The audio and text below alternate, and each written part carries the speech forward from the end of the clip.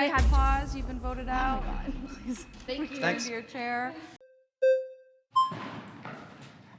Hello.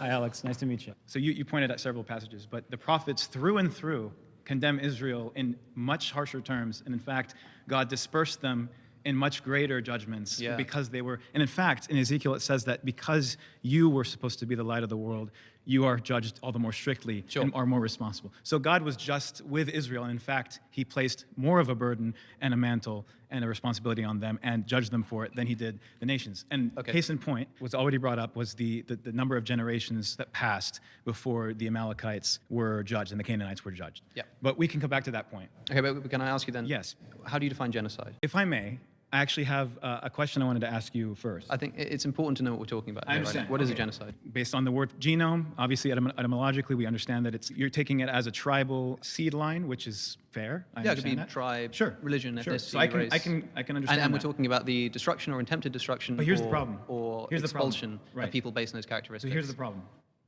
Genocide, the way especially the way it's used today, it implies that it's based on the race.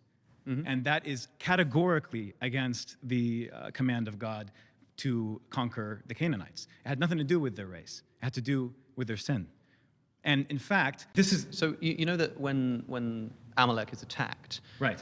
Israel first warns another tribe that they're coming. Yes. And says, get out of here, because you were good to us when we came out of Egypt. Right. Amalek battled them when they came out of Egypt. Yes. He says to this other tribe, you guys get out of here. They warn them, right?